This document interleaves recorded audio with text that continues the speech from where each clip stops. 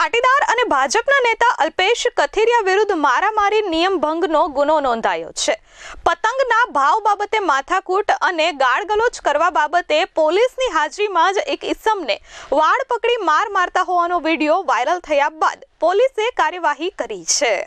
પાટીદાર નેતા અલ્પેશ કથિરિયા સામે પોલીસ ફરિયાદ નોંધાઈ છે। વાત કંઈક એમ છે કે મોટા વરાછા વિસ્તારમાં પાટીદાર પાઘડીવાળા પતંગ સ્ટોર્સ પર પતંગ ખરીદવા આવેલા 3 લોકોને અલ્પેશ કથિરિયા અને તેના ભાઈએ માર માર્યો હતો। સરથાણા પોલીસ મથકમાં આ મામલે ફરિયાદ નોંધાઈ છે। પાટીદાર પાઘડીવાળા પતંગ સ્ટોર્સના નામે દુકાનમાં ખરીદી કરવા આવેલા ગ્રાહકો સાથે માથાકૂટ થતા અલ્પેશ કથિરિયા અને તેના ભાઈ સહિત 3 વિરુદ્ધ ગુનો નોંધવામાં આવ્યો છે। મારામારીની ઘટનાનો એક વિડીયો સામે આવ્યો છે, જેમાં પોલીસ હાજર હોવા છતાં પાટીદાર નેતા અલ્પેશ કથિરિયા એક વ્યક્તિને ખુલ્લેઆમ માર મારી રહ્યો છે અને તેના વાળ પકડી ઢસડી રહ્યો છે।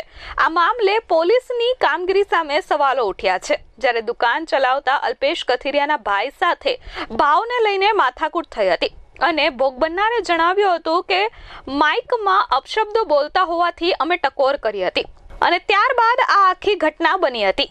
જો કે પોલીસની 6 થી વધુ ગાડીઓ ત્યાં હાજર હતી અને પોલીસ કર્મીઓ હાજર હતા છતાં પણ અલ્પેશ કથિરિયાએ માર માર્યો હોવાનો આરોપ મૂકવામાં આવ્યો છે।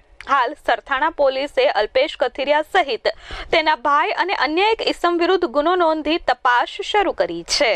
ચંદ્રેશભાઈ વિઠ્ઠલભાઈ વાલિયા બનાવ આપણે 13 તારીખે રાત્રે અમે પતંગની ખરીદી કરવા ગયા। આપણે કિરણ ચોક ગયા અને પાટીદાર પાઘડીવાળાનો સ્ટોલ હતો અને ત્યાં અમે 5 થી 10 મિનિટ ઉભા રહ્યા। એટલે એનાઉન્સ કરતા એક લોકો ગાળ બોલી એનાઉન્સમાં સ્પીકરમાં। એટલે મેં પછી કીધું આની પાસે કોઈ સત્તા નથી, કોઈ પોલીસવાળાની જાહેરમાં બધાને મારે છે અને પોલીસવાળા તંત્ર કોઈ પણ કાંઈ જાતનું કંઈ કરી નહીં રહ્યા। એટલે પછી મેં મારી રીતના મારો મોબાઈલ કાઢીને વિડીયો ચાલુ કર્યો એટલે ડાયરેક્ટ જ મારી પાસે આવીને અલ્પેશ કથિરિયાએ મારો મોબાઈલ ચોંટી લીધો અને આંચકી લીધો અને મને 2 લાપટ મારી દીધી કે તું વિડીયો કેમ ઉતારશો। મેં કીધું કે હું જાહેરમાં વિડીયો ઉતારું, હું બીજા કોઈનો વિડીયો નથી હોતો। એમ કરીને એનો ભાઈ મારી પાછળ આવીને મને મારા વાળ પકડી લીધા અને પછી મને માર્યો અને નીચે બેસાડી દીધો, જમીનમાં બેસાડી દીધો। 5 થી 10 મિનિટ મારા વાળ પકડ્યા। પછી થોડીક રેન વાર લાગી એટલે પાછો હું નાથી નીકળી ગયો। એટલે પાછો મેં વિડીયો ચાલુ કર્યો કે આ મને હજી મારે છે, તમે કોઈ પોલીસવાળા કેમ કોઈ કાંઈ વસ્તુ કરતા નથી। કોઈ પણ પોલીસવાળાનું તંત્ર આખું ઊભું હતું પણ કોઈ વસાડે કોઈ મારો બચાવ કરવા આવ્યું નહોતું। 5 થી 6 પીસીઆર ઊભી હતી, કોઈ મેડમ પીએસઆઈ ઊભા હતા, કોઈ મને બચાવ કરવા મારું કોઈ નહોતું આવ્યું। અને પોલીસથી આગળનો કોઈ માણસ હશે કે આ કોઈ આને પોલીસથી આગળ જતો હશે કે અલ્પેશ કથિરિયા નામ માણસ હશે ત્યાંનો, એટલે કોઈ આગળ ન આવ્યું હોય એવું મારું કેવું। પછી મને મારા વાળ પકડીને મને પીસીઆરમાં બેસાડ્યો। પીસીઆરમાં કે ભાઈ ચાલ લુકા તું બેસી જા। પોલીસવાળાએ મને કોઈ વસ્તુ નથી કીધું, મને પોતે વાળ પકડીને પીસીઆરમાં બેસો। મેં પીસીઆરવાળાને કીધું કે મારે સરથાણા મારે પોલીસ સ્ટેશનમાં મારે ફરિયાદ કરવી છે તો મારી રીતના આવો બનાવ બન્યો છે, ખોટી રીતના મને મારા વાળ પકડીને મને બેસાડ્યો અને માર્યો છે અને હું નિર્દોષ છું અને મને માર્યો છે પણ મને ગુનેગાર બતાવે, સાબિત કરે છે કે મારે આ રીતના मारे कोई वस्तु का गुनेगार नहीं हुआ। तारीख 14/1/2026 को उत्तरायण के दिन सरथाना पुलिस स्टेशन के विस्तार में किरण चौक के पास एक पतंग के स्टॉल में मारामारी का घटना सामने आया है।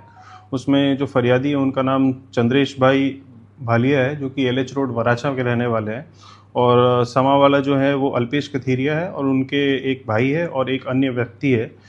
इसमें हमने BNS की धारा 352, 115B और 54 के तहत फरियाद दाखिल की है, NC फरियाद।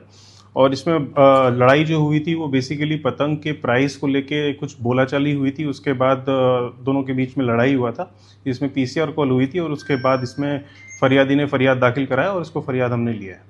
ब्यूरो रिपोर्ट H24 न्यूज़ सूरत।